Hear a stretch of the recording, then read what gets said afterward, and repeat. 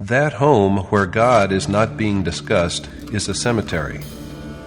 In today's world, even though they do have some inclination towards self-realization in the Supreme Spirit, most people feel themselves unable to take time out to perform worship and meditation. In such a situation, if the message of the Gita can reach out to every nook and corner of the world, it shall sow the seeds for universal well-being, peace, and prosperity. The divine words of God shall, through these cassettes, deliver the divine message of God contained in the Bhagavad Gita, which translates in English as the Song of God or the Song Celestial. And this is the very essence of a worshipful foundation for the liberation and ultimate happiness of all beings.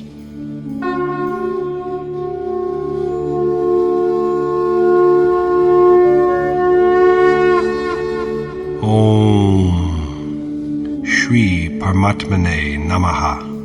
Yatart Gita, Srimad Bhagavad Gita. Chapter 8. Yoga with the Imperishable God. At the end of Chapter 7, Krishna said that yogi who do pious deeds are released from all sin and know the all-pervading God. So action is something that brings knowledge of the Supreme Spirit. They who do it know Him, Krishna, along with the omnipresent God, the Adidev, Adibhut, Adiyagya, perfect action, and Adhyatam. So action is that which apprises us of them. Men who know them are aware, at the end, of Krishna alone. And this knowledge is never blotted out. Repeating Krishna's own words, Arjuna raises a question.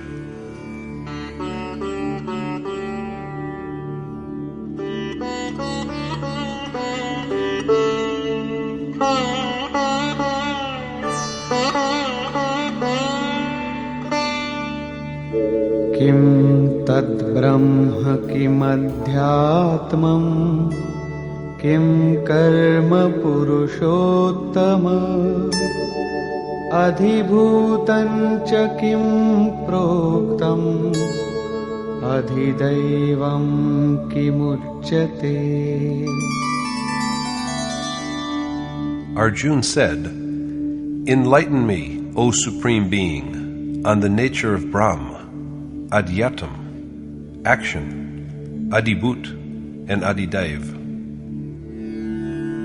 The words Adhyatam, action, Adibhut, and Adidev are all mysteries to Arjuna, and he wishes to be enlightened on them. Adhyagya katham kotra dehesmin madhusudana prayana kale cha katham geyosi niyatatmabhi. Who is Adhigyas, O Madhusudan, and how is he enshrined in the body? And how does the man with the restrained mind know you at the end? Who is a Adhigyas, and how is he within the body?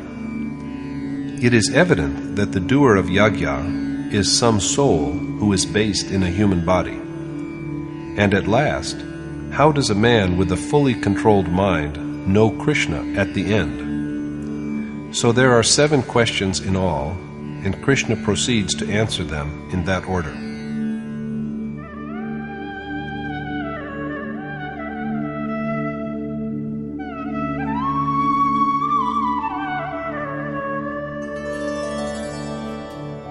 Aksharam Brahma Paramam Svabhavodhyatmamujyate Bhutabhavodbhavakaro Visarga Karma Sankitah. The Lord said, The one who is imperishable is the Supreme Spirit, Brahm. Abiding in a body, he is Adhyatam, and the cessation of properties in beings which produce something or the other is action. The one who is indestructible, who never dies, is the Supreme Spirit. Steady devotion to the self, dominance of the soul, is Adhyatam. Before this stage, everyone is ruled by Maya. But when a man dwells firmly in God, and so in his own self, he is infused with the sense of supremacy of his self. This is the culmination of Adhyatam. The ceasing, the discontinuance of the will of beings, which results in the creation of both good and evil, is, on the other hand, the crowning point of action. This is the perfect action, which Krishna had spoken of earlier as known to yogi. Action is now complete, and henceforth there is no further need of it. Action is perfected when the desires of beings, which create sanskar, that are propitious as well as unpropitious, are stilled. Beyond this, there is no further need of action. So true action is that which brings an end to desires. Such action, therefore, means worship and contemplation that are inherent in yajna.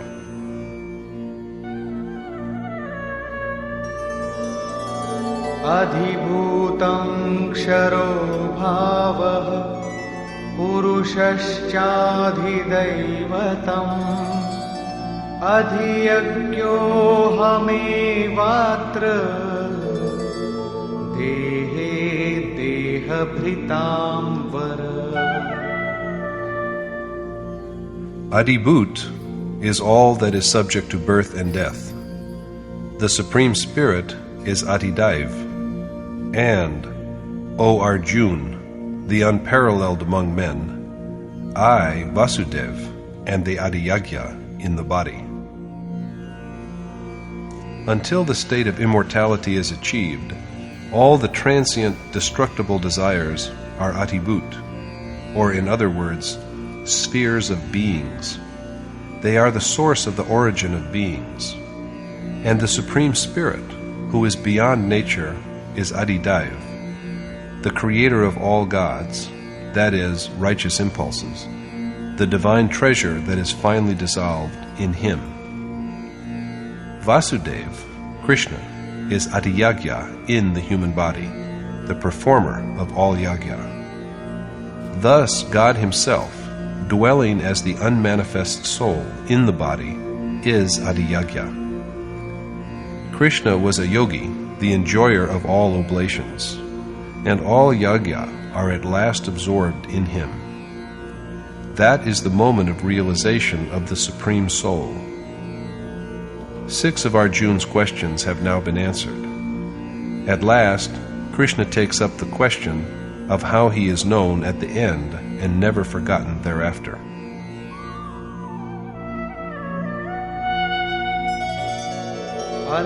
Antakale cha mameva smaran muktva kalevaram yah prayati samadbhavam yati nastyatra samshayah. The man who departs from the body, remembering me, doubtlessly attains to me.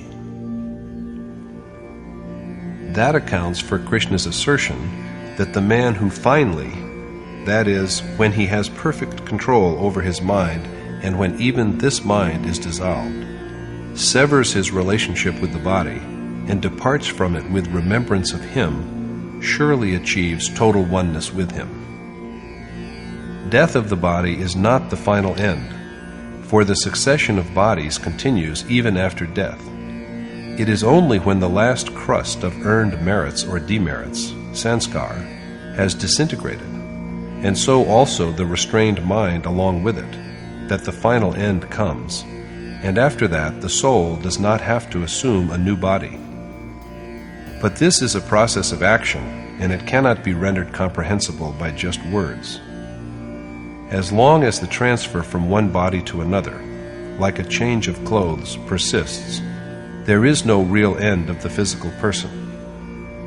But even while the body is yet alive, with control of the mind and dissolution of the restrained mind itself, physical relationships are sundered. If this state were possible after the event of death, even Krishna could not be perfect.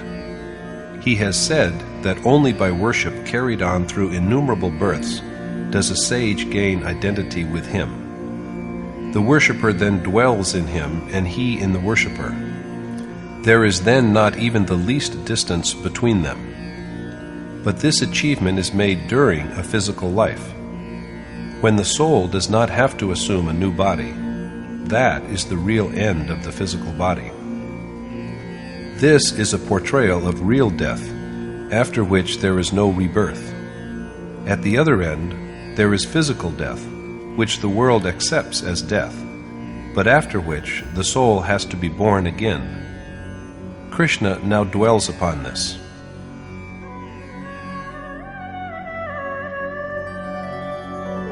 Yam yam vapi smaran bhavam Tyajatyante kalevaram Tam tamevaiti kaunteya Sada tadbhava bhavitah.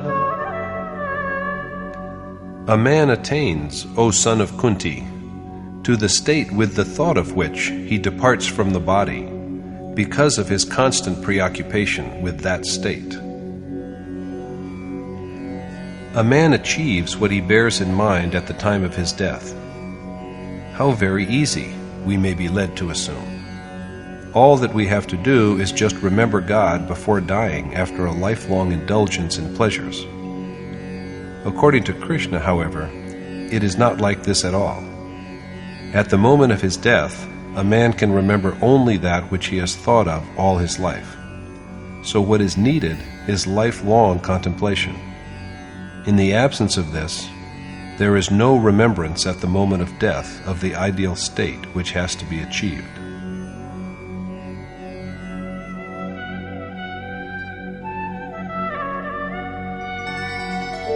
Tasmat sarveshu kaleshu Mamanusmara yudhya Mayyarpita mano buddhi Mame vaishyasya samshayam.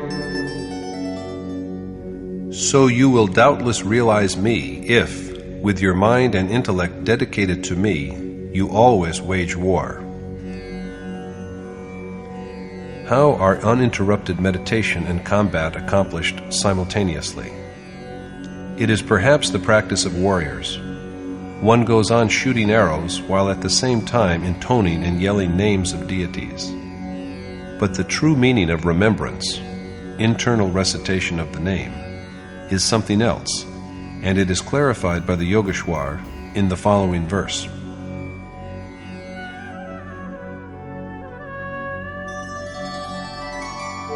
Abhyasa yoga yuktena Cetasa nanya-gamina Paramam purusham divyam Yati parthanuchintayan.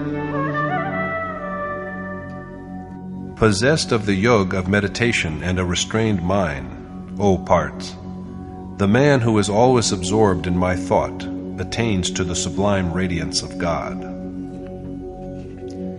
Contemplation of God and practice of yoga have an identical meaning. The remembrance, which Krishna has spoken of, requires the worshipper to be possessed of yoga and a mind so well subdued that it never strays from God. If these conditions are met, and the worshipper then remembers constantly, he attains to the magnificence of God. If the thought of other objects comes to mind, one's remembrance is still imperfect. Now, when it is so subtle that it has no room for any other thought except God, and does not countenance any other urges, how can it be possible along with the act of waging war? What kind of war is it?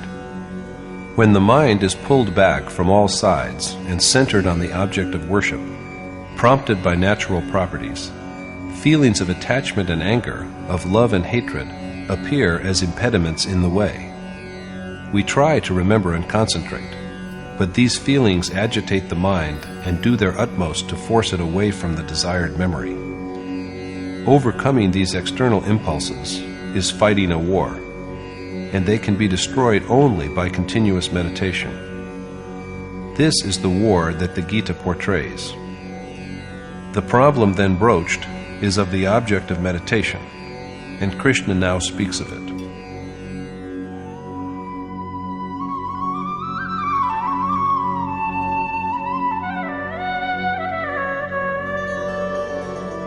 Kavim Puranamanushasitaram Anoraniyav Samanusmaretyah Sarvasya Dhataramachintya Rupam Aditya Varnam Tamasa Parastat.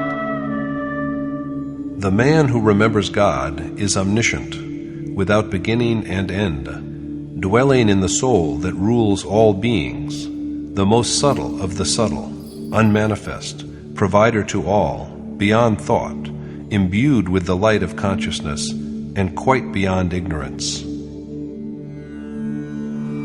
God is beyond thought and inconceivable. So long as the mind exists, its urges survive and he is not seen. He is known only after the perfectly restrained mind is itself dissolved. In the 7th verse, Krishna spoke of the worshipper's contemplation of him, and now he speaks of the contemplation of God. So the instrument of meditation is some accomplished soul who is imbued with the awareness of reality. Prayanakale manasachalena bhaktya yukto yoga balena chaiva Bhruvor madhye pranamaveshya samyak Satam param purushamupaiti divyam. With unwavering concentration, with his life breath firmly centered between his brows by the strength of his yoga, such a man attains to the effulgent Supreme Being. The worshipper who always meditates on God with a steady mind realizes his magnificence when his mind is dissolved by the strength of his yoga, by the strength gained from undertaking of the ordained action, which enables him to center his breath between the two brows, so that there is neither inner agitation nor the advent of any will from any external source. In brief, the realization comes in the state in which all properties, sattva, rajas, and tamas, are perfectly quiet. Vision of mind remains steady on self, and it is achieved by the worshipper who always keeps it in mind that yoga is the appointed way of realization. This way is yoga, which Krishna has delineated at length in chapters 5 and 6. He has just told Arjuna, "Always remember me." As we have seen, this is done by resting firmly on the precepts of yoga. One who achieves this knows the magnificence of God and becomes one with him, and thereafter his memory is never obliterated from his mind. At this point, the question of how God is perceived at the time of departing from the body is resolved. Let us now see the supreme condition that should be the worshipper's goal, and to which the discourse of the Gita reverts again and again.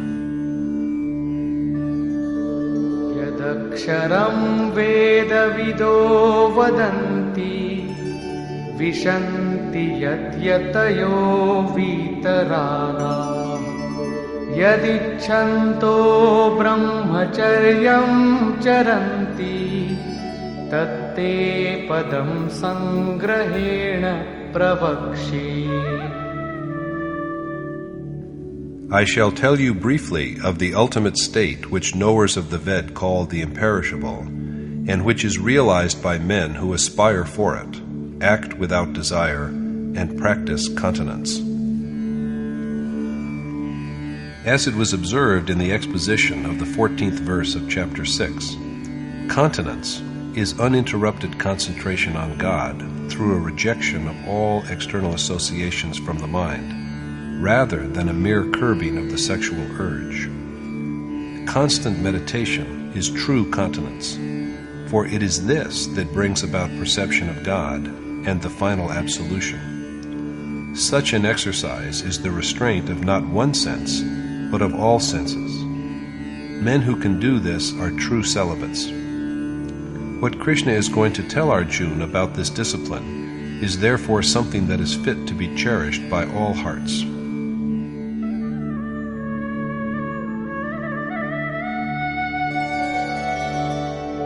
सर्वद्वाराणि संयम्य मनोहृदि निरुध्य च मूर्ध्याधायात्मनः प्राणम् आस्थितो योगधारणा. Shutting the doors of all the senses, that is, restraining them from desire for their objects, confining his intellect within the self, fixing his life breath within his mind, and absorbed in yoga. The necessity of renunciation of desire by a perfect control of the senses is repeatedly stressed. The mind has to be confined within the self, because contemplation and worship are accomplished within the self, not outside. With the mind so regulating the breath that it is centered between the two eyebrows, and, of course, engaged in the practice of yoga, for this is an essential prerequisite. Omityekaksharam Brahma Vyaharan Mamanusmaran Yah Prayati Tyajan Deham Sayati Paramam Gatim. He who departs from the body intoning Om, which is God in word, and remembering me, attains to salvation. The sage who dies with the knowledge that the imperishable God is the one reality achieves the state of sublime bliss. Krishna is a yogi, a seer who has achieved awareness of the ultimate truth. As a realized sage, an accomplished teacher, he exhorts Arjuna to recite Om, symbol of God, and to contemplate Him. All great souls are known by the name of the entity to which they attain, and into which they are finally assimilated. It is for this reason that Krishna prompts Arjuna to utter the name of God, but remember his own, Krishna's form. Let us note that he does not tell Arjuna to recite his name, Krishna. With the passage of time, though, Krishna was deified, and men began to recite his name, and they are rewarded but only according to the nature of their dedication. Krishna has told Arjuna that it is he who both strengthens the devotion of such worshippers and determines their rewards. But these rewards are destroyed along with their recipients.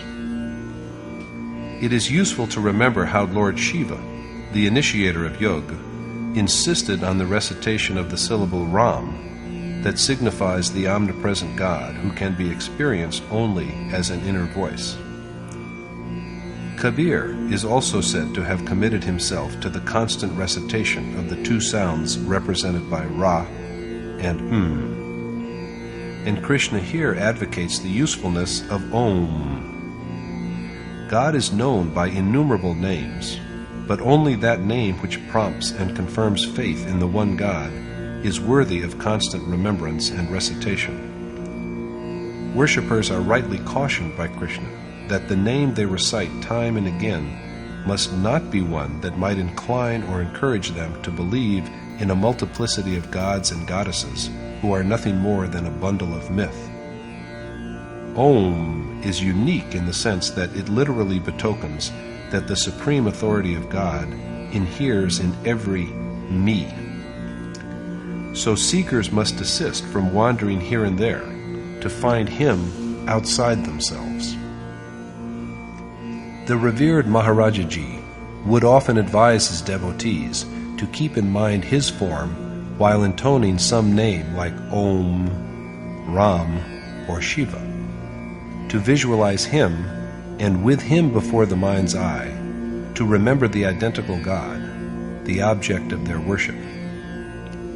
It is an accomplished or enlightened teacher who is kept in view while in meditation. Whether we hold on to a Ram, Krishna, or a hermit, sadhu, who is liberated from all desire and pleasure of the senses, or to any other being according to our inclination, we can know them only by actual experience, after which they disclose to us the way to some contemporary accomplished teacher, by whose guidance we should slowly but surely conquer the material world. At the beginning, I too used to contemplate a huge image of Krishna, but this image was gradually erased from my mind by the advent of perception of my enlightened teacher. Novices utter the deity's name, but hesitate to do so while recalling a sage in human form. They are unable to discard the bias of their inherited beliefs, so they call to mind some other false god instead. But this practice is, as we have seen, forbidden by Yogeshwar Krishna as impious. The proper way is to find refuge in some realized sage, an accomplished or enlightened teacher, who has already gone through the experience.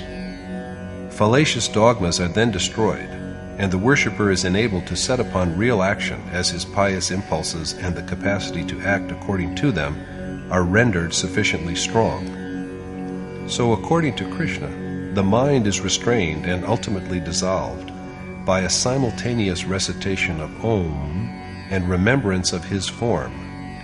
This is the point at which the accumulated layers of sanskar, of the merits of action, are dissolved, and all the relationships of the body severed forever.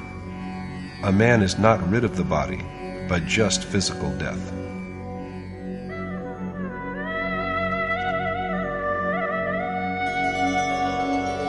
Ananyacetah satatam yo mam smarati nityashah tasyaham sulabha partha nityayuktasya yoginah. The yogi who is firmly devoted to me and who constantly remembers me and is absorbed in me realizes me with ease. Krishna is easily attained to by the worshipper who has no one except him in his mind, and who thinks steadily only of him and always remembers him. The profit of this attainment is portrayed in the next verse. Mamupetya punarjanma dukkhalayam shashvatam Napnuvanti mahatmanah samsiddhim paramam gata. Accomplished sages who have attained to the ultimate state are no longer subject to transient rebirth, which is like a house of sorrows. It is only after attaining to the Supreme Spirit that man is not born again. Krishna then speaks of the sphere of rebirth. Brahma bhuvana loka punaravartino Arjuna mamupetya tu kaunteya punarjanmana vidyate. All the worlds from Brahmlok downwards are, O Arjuna, of a recurrent character. But, O son of Kunti, the soul which realizes me is not born again. The conception of different worlds, or lok, in sacred books is an exercise in the creation of metaphor. There is no dark pit in the nether world in which we are stung and tortured by venomous creatures, called hell, nor is there a domain in the sky, which we call heaven. Man himself is a god, when he is imbued with pious instincts, and he too is a demon, when overtaken by impious impulses. Krishna's own kinsmen, such as Kans, Shishupal, and Banasur, were cursed with demoniacal temperament. Gods, men, and subhumans constitute the three metaphorical worlds. Krishna insists that the self, carrying within himself the mind and the five senses, assumes new bodies according to the sanskar earned over innumerable lives. Gods, embodiments of virtue in this sense, whom we call immortal, are also subject to death, and there can be no greater loss than the destruction of piety in this mortal world. What is the use of this godlike body if it works for the destruction of the earned righteousness? All the worlds, from the highest to the lowest, are worlds of suffering. Man alone can shape the action by which he achieves the supreme goal, after which there is no recurrence of birth and death. By the ordained action, man can become God, and even achieve the position of Brahma himself, the first deity of the sacred Hindu Trinity, to whom is entrusted the task of creation. And yet he will not be spared from rebirth until, with restraint and dissolution of the mind, he perceives God and merges into him. The Upanishads reveal the same truth.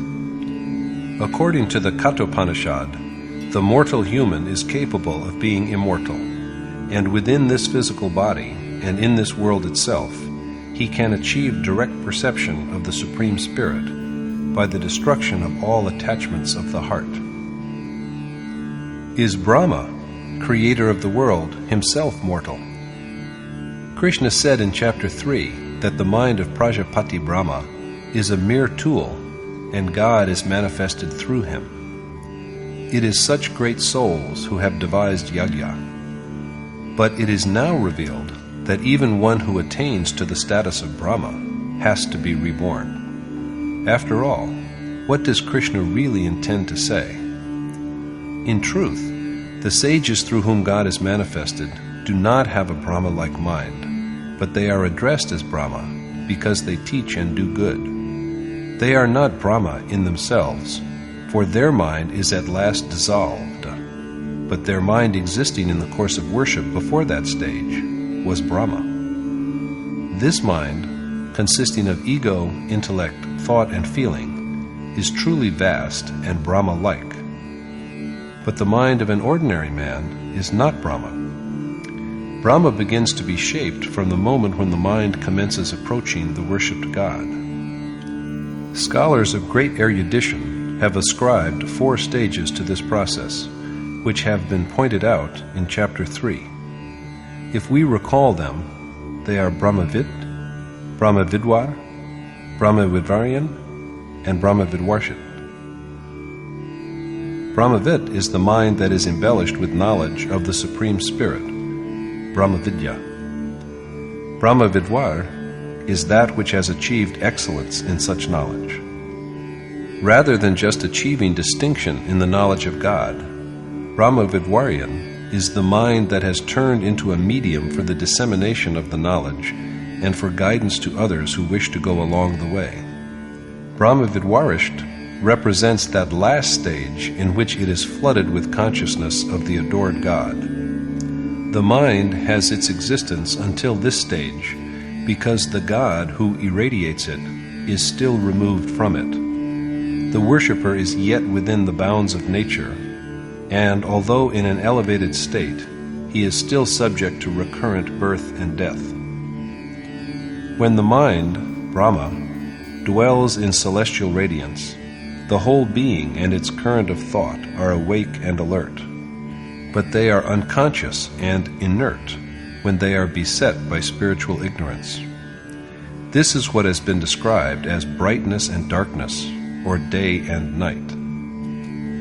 Even in this superior, Brahma-like state, blessed with knowledge of God and overflowing with his radiance, the relentless succession of the day of spiritual knowledge, which unites the self with the Supreme Spirit, and the night of ignorance, of light and darkness, persists. Even at this stage, Maya is still in command. When there is resplendence of knowledge, insensate beings come to consciousness, and they begin to see the supreme goal. On the other hand, when the mind is then submerged in darkness, beings are in a state of nescience, or the lack of knowledge. The mind cannot then ascertain its position, and the progress towards God comes to a standstill. These states of knowledge and ignorance are Brahma's day and night. In the light of day, the numerous impulses of mind are lit up by God's effulgence, whereas in the night of ignorance, the same impulses are buried under the impenetrable gloom of insensibility. Realization of the immutable, unmanifest God, who is indestructible and much beyond the unmanifest mind, is effected when the inclinations to both good and evil, to knowledge and ignorance, are perfectly hushed, and when all the currents of will, the sensible as well as the insensible, that disappear from view in the darkness of night and emerge in the light of day, are obliterated. An accomplished soul is one who has gone beyond these four stages of the mind. There is no mind within him, because it has turned into a mere instrument of God. Yet he appears to have a mind because he instructs others and prompts them with firmness. But in truth, he is beyond the sway of the mind's operation, because he has now found his place in the ultimate unmanifest reality and won freedom from rebirth. But prior to this, when he is still in possession of his mind, he is Brahma and subject to rebirth. Casting light upon these matters, Krishna says,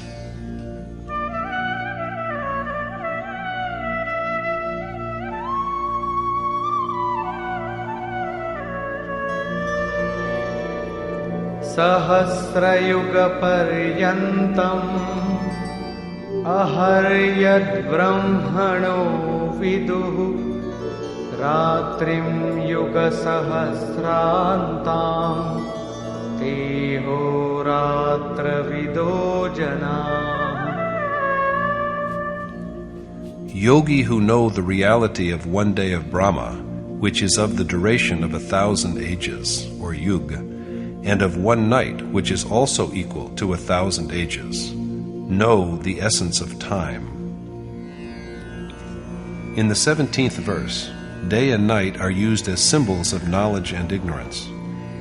Brahma comes into being when the mind is endowed with the knowledge of God, or Brahmavit, whereas the mind which has achieved the state of Brahmavidvarsht marks the crowning point of Brahma. The mind which is possessed of knowledge is Brahma's day. When knowledge acts upon the mind, the yogi makes his way towards God, and the innumerable predilections of his mind are suffused with his radiance. On the other hand, when the night of ignorance prevails, the mind and heart are swamped with the contradictions of Maya between manifold impulses. This is the furthest limit of light and darkness. Beyond this, there is neither ignorance nor knowledge, because the final essence, that is God, is now directly known. Those yogi who know this essence know the reality of time. They know when the night of ignorance falls and when the day of knowledge dawns, and also the limits of the dominance of time, the point to which it can pursue us. The sages of yore described the inner realm as thought, or sometimes as intellect. In the course of time, functions of the mind were divided into four categories, which came to be known as mind, intellect, thought, and ego, although impulses are in fact endless. It is within the mind that there are the night of ignorance and also the day of knowledge. These are the days and nights of Brahma. In the mortal world, which is a form of darkness, all beings lie in a state of insensibility.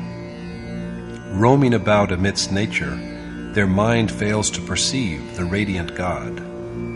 But they who practice yoga have woken up from the slumber of insensibility and begun to make their way towards God.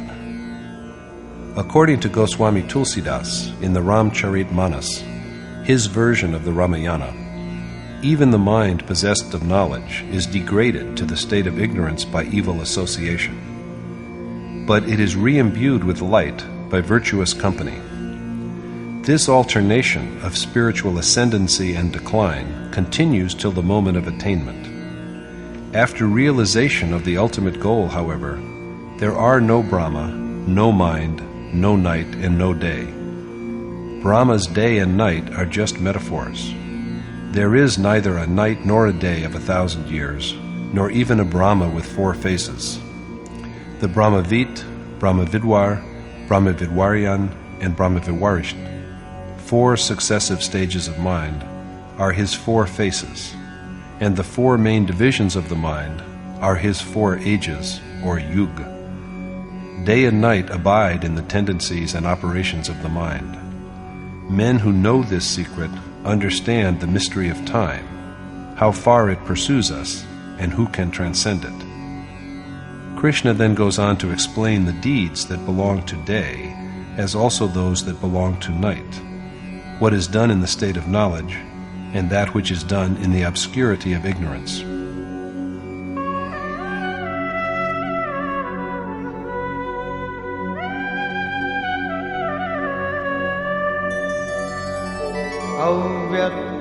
अव्यक्ताद्व्यक्तयः सर्वाः प्रभवन्त्यः रागमे रात्र्यागमे प्रलीयन्ते तत्रैवाव्यक्तसंज्ञके. All manifest beings are born from the subtle body of Brahma at the outset of his day, and are also dissolved in the same unmanifest body at the fall of his night. With the dawning of a day of Brahmas, that is, with the inception of knowledge, all beings come awake in their unmanifest mind, and it is within the same subtle, unmanifest mind that they lapse into unconsciousness. They are unable to see the Supreme Spirit, but they have an existence. The mind, unmanifest and invisible, is the medium of both consciousness and unconsciousness, of both knowledge and nescience, the lack of knowledge.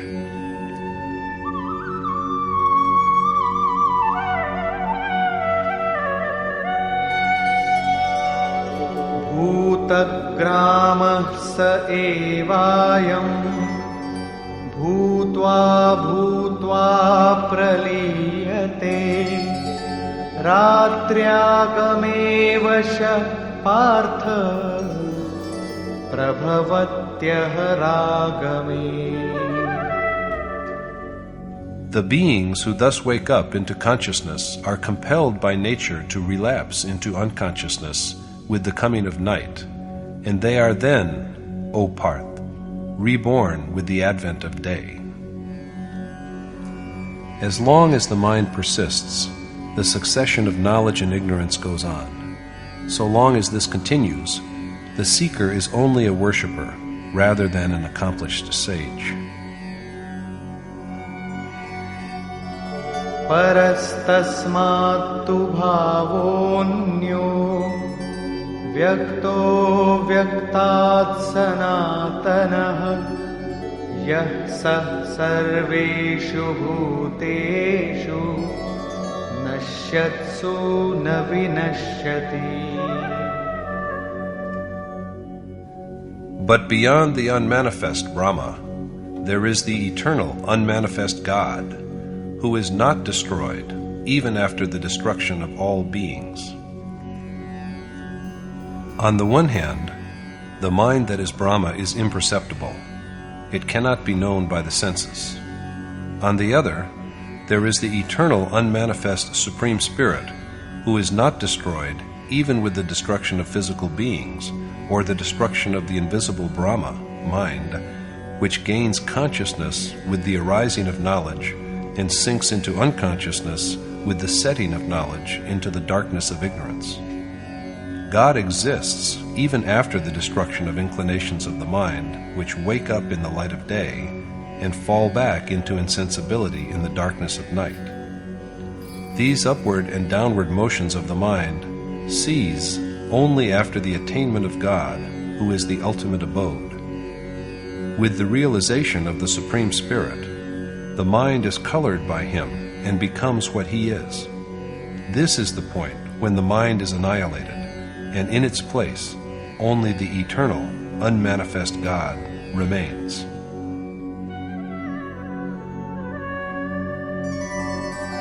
Avyaktoksher ityuktah tamahuh paramam gatim yam prapya na nivartante tadhama paramam mama. The unmanifest and imperishable God, who is said to be salvation, and after realizing whom one does not come back to the world, is my ultimate abode. That eternal, unmanifest state is called immortal. That is called enlightenment, or attainment of the supreme goal. Krishna says, "This is my ultimate abode, after attaining which one does not return to mortal life and is not reborn." So now, he tells Arjuna the way of achieving that eternal, unmanifest state. Parapārtha bhaktya labhyastvananyaya yasyantasthāni bhūtāni yena sarvamidam tatam. And, O Part, that God in whom all beings exist and who permeates the whole world is realized by steady devotion. Steady, unswerving devotion means the act of remembering none else except God, so as to be one with Him. Krishna then reveals when even men of such devotion are within the limits of rebirth and when they are beyond it.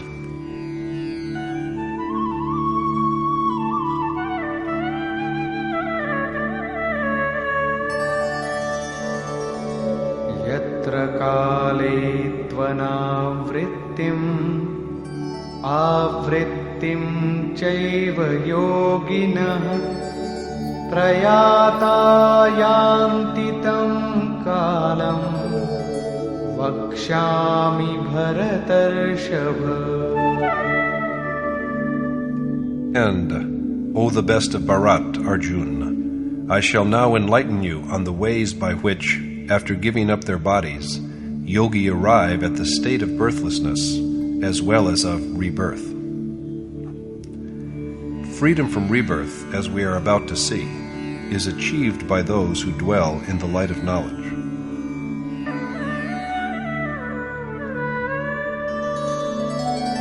Agnir jyotiraha shuklaha shanmasa uttarayanam tatra prayata gacchanti brahma brahmavido jana. They who depart from the body in the presence of bright flames, daylight, the sun, the waxing moon of the bright half of a month, and the dazzlingly clear sky of the time when the sun moves northwards, they attain to God. Fire is a symbol of God's radiance as day is of knowledge. The bright half of a lunar month stands for purity. The 6 virtues of discrimination, renunciation, restraint, tranquility, courage, and intellect, are the 6 months of the ascendant motion of the sun. The state of upward motion is the progress of the sun to the north of the equator. Enlightened by knowledge of the reality which is quite beyond nature, sages attain to God and they are then not reborn. But what happens to the worshippers who do not realize this state of divine magnificence in spite of their devotion?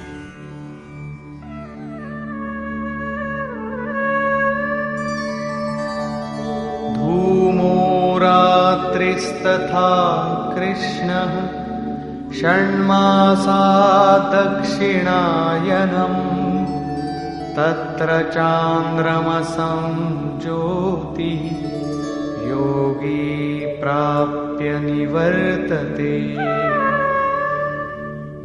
Dying during prevalence of the darkness of a gloomy night, the dark half of a lunar month, and the 6 months of the downward course of the sun, the yogi who desires fruits of his action attains to the dim light of the moon and is reborn after enjoying his rewards in heaven.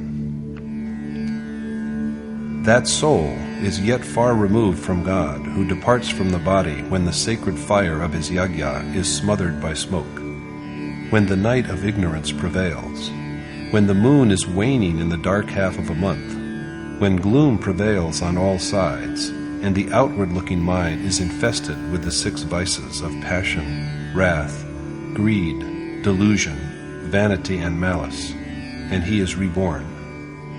Does it mean, however, that along with his body, the worship too of this seeker is destroyed? Shukla Krishne gati hete jagatah shashvate mate ekaya yatyana vrittim anyaya vartate punah.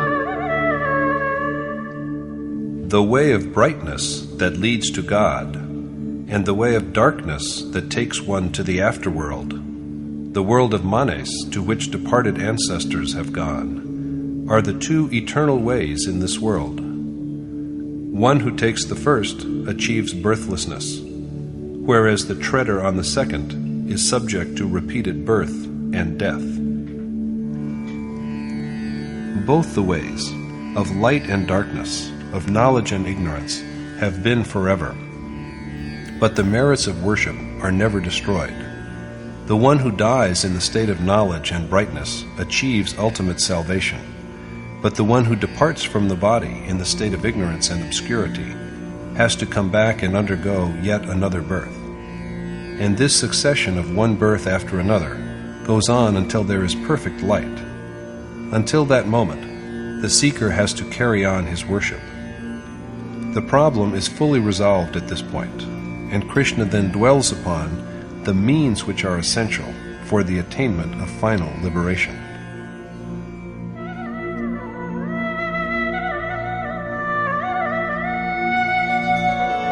Naite sriti partha janan yogi muhyati kaschana tasmat sarveshu kaleshu yoga yukto bhavarjuna. You should always rest upon yoga, O Arjuna, O Part, for the yogi who knows the reality of the 2 ways is never deceived. Knowing the 2 ways well, the yogi is aware that his act of worship will not be destroyed, even if he is reborn because of dying in ignorance. Both the ways have also been forever. So Arjuna should at all times practice yoga and devote himself to worship, for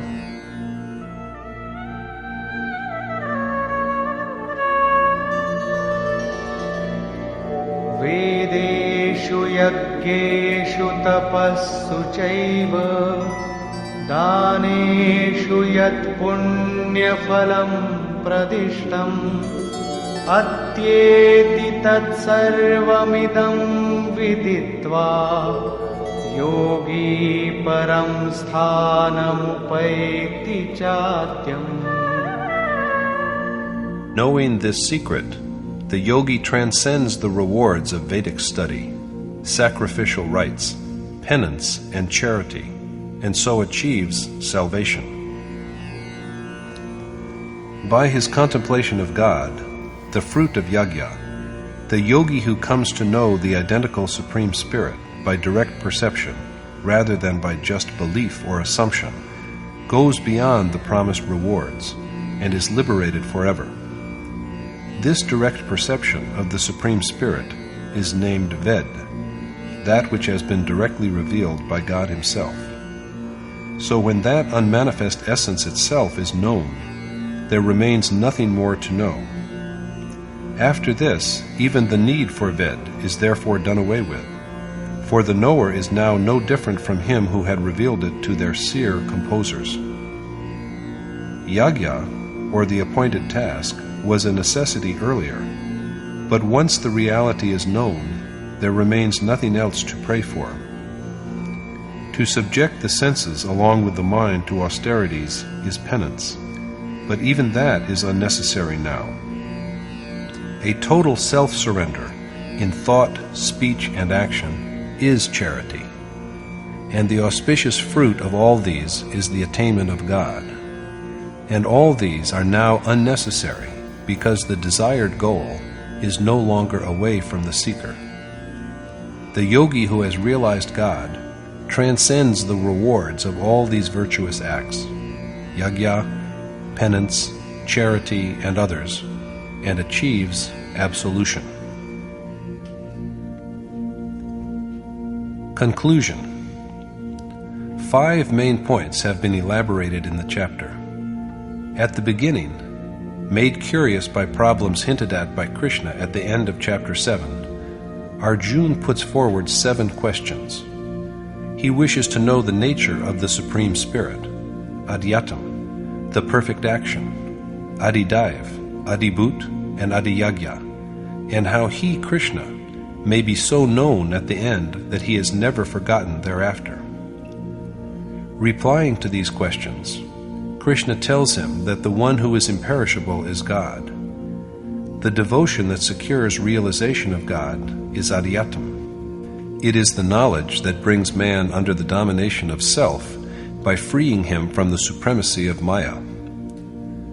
Shedding away the innate properties of nature which produce good or evil impressions, sanskar, that is, the annihilation or destruction of these properties, is the perfection of action. There is no need of any further action after this.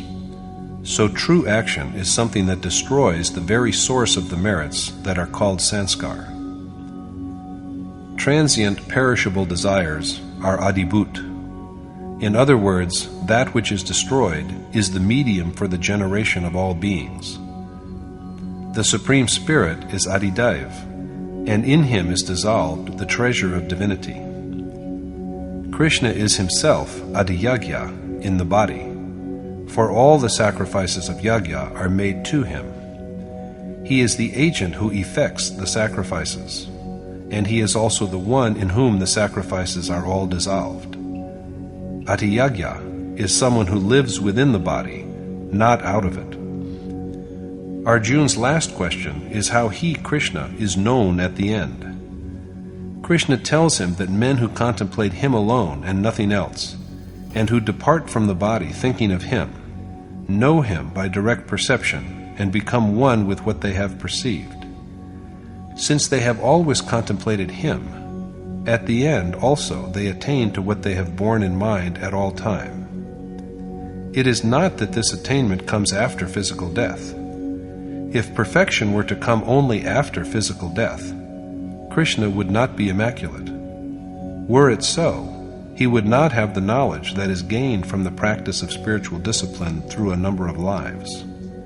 The real end comes when even the wholly restrained mind ceases to be, after which the process of assuming new bodies is discontinued forever.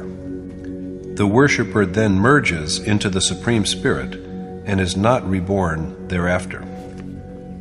So Arjuna is counseled to recite the sacred syllable of Om, but contemplate the form of Krishna, an adept in yoga, reciting the deity's name while at the same time visualizing the known form of a noble mentor, an accomplished or enlightened teacher, is the key to successful worship. In the chapter, Krishna has also taken up the problem of rebirth and said that the whole world, from Brahma himself to the lowest of creatures, repeats itself. But even after all of them are destroyed, his, Krishna's, sublime, unmanifest being, and the steady devotion to him never come to an end. At several points in the chapter, there is a reference to the supreme goal as the attainment of God, who is represented as unmanifest, imperishable, and eternal.